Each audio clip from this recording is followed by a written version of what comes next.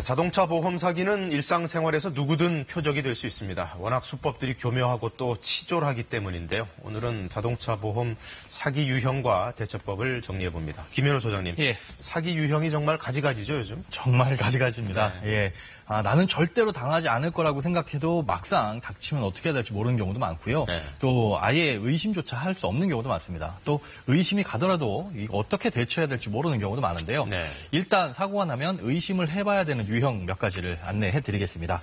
일단 첫 번째는 차량의 신체를 고의로 부딪히는 건데요. 예. 비교적 좀 널리 알려져 있는 이 손목치기라는 수법입니다. 고전적인 수법이죠. 그렇습니다. 네. 횡단보도라든가 좁은 골목길을 주의하셔야 되는데요. 일부러 저렇게 손목이나 신체 일부를 부딪힌 다음에 피해자에게 합의금을 요구하는 네. 겁니다. 이렇게 손목뿐만 아니라 일부러 발등을 뒷바퀴에 밀어넣기도 하고요. 네. 또 최근에는 신체 일부가 아니라 휴대전화를 들이밀면서 액정이 파손됐다고 액정 수리비를 요구하기도 하니까 네. 이런 경우에는 한 번쯤 의심을 해보셔야 됩니다.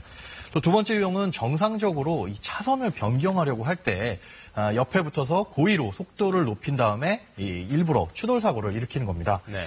이런 경우에는 이 차선 변경 시에 안전운전 의무 위반을 들면서 이 피해 차량을 어떻게 보면 가해자로 몰아가면서 합의금을 요구하는 건데요. 예. 옆에서 일부러 속도를 높였다라는 의심은 들지만 이걸 입증하기가 어렵습니다. 그렇죠. 그렇기 때문에 차선을 변경한 운전자에게 과실이 좀 더 큰 것처럼 인식하도록 유도를 하는 거죠. 세 번째는 이 교차로나 횡단보도에서 이 안전거리를 일부러 좀 좁히게끔 만든 다음에 앞에서 일부러 급브레이크를 밟아서 사고를 일으키는 겁니다. 네. 이러한 경우에는 급정거를 한 사유가 불명확하고요. 또 이 사기꾼들의 차량에 많은 사람이 탑승해 있는 경우가 많습니다. 예. 보통 드라마를 보면 목부터 잡고 내리는 경우 있잖아요. 네. 가벼운 접촉사고인데도 과도하게 통증을 호소하는 경우가 많습니다. 여러 사람이 타고 있다가 줄줄이 내린다는 거죠. 그렇죠. 그래서 이제 합의금을 많이 뜯어내려는 거고요. 네. 네 번째는 법규 위반 차량을 대상으로 일단 사고를 내는 것까지는 비슷합니다. 그런데 이 현장에서 상호 양해하에 일단 합의를 하고 헤어집니다. 그런 다음에 뺑소니로 신고를 하는 건데요. 사고 시에 법규 위반을 근거로 들고 또 적절한 보호 조치가 없었다라는 얘기로 근거를 들면서 이 뺑소니라고 주장을 하는 거죠. 이렇게 이를 빌미로 거액의 합의금이나 이 보험금을 요구하는 사례도 있습니다. 이게 사기인지 아닌지 참 애매할 때가 많을 것 같은데 그럴 때일수록 정말 신중하게 대응을 잘 해야겠죠. 예, 그렇습니다. 일단 중요한 건요. 이런 사기의 대상이 되는 건 대부분 이 교통법규 위반 차량이 표적이 되는 경우가 많습니다. 본인이 위반했을 때 당할 수 있다는 거죠. 그렇습니다. 그래서 아무리 사소한 법규라도 위반하지 않으시는 게 중요하고요. 일단 사고가 발생하면 경찰서에 신고를 하는 게 좋습니다. 그리고 이 보험사에 바로 전화를 하시는 게 좋은데요. 이 보험사에 연락을 한다고 해서 바로 보험 처리가 되는 건 아니니까요.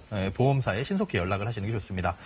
또 사고 차량의 운전 경로 같은 걸 이 도로 위에 이 페인트 마커 같은 걸로 잘 표시를 해두시고 네. 또 휴대폰으로 동영상이나 사진 촬영을 해서 이 객관적인 근거를 남겨주시는 게 좋습니다. 또 주변에 목격자는 없는지 또 목격자가 있다면 연락처를 확보해 두시는 것도 나중에 도움이 되고요. 또 이런 사기의 경우 운전자의 과실을 크게 부각해서 현장에서 합의를 요구하는 경우가 많습니다. 예. 합의는 바로 해야 되는 건 아니기 때문에 아무리 과실이 크다고 상대 쪽에서 주장을 하더라도 일단은 현장에서 바로 합의를 안 하시는 게 좋겠습니다. 앞서 그 합의를 하고 현장을 떠났는데도 뺑소리로 몰리는 경우를 말씀해 주셨는데 예. 이런 일을 안 당하려면 어떻게 예방을 좀 해야 될까요? 일단 현장에서 상호 간의 이름이나 연락처 같은 기본적인 인적 사항과 또 피해가 어느 정도 발생했는지를 정확하게 파악한다면 뺑소니에 해당되지는 않습니다. 네. 피해가 발생을 했다면 일단 최소한의 구호 조치를 실행을 하시고요. 또 본인의 명함이나 신분증 사진을 상대방에게 전달해서 연락처를 상호 주고받는 게 중요합니다. 또 상대 운전자가 만약에 병원에 이송됐을 경우에 그래서 연락처를 주고받지 못했다라고 하더라도 병원에 본인의 연락처를 남겨두시는 게 나중에 뺑소니범으로 몰릴 가능성을 배제할 수가 있습니다. 내일 아니다 이렇게 생각하지 말고 나도 언제든지 당할 수 있다는 생각을 갖고 있어야 될 것 같아요. 네, 그렇습니다. 말씀 고맙습니다. 네, 고맙습니다.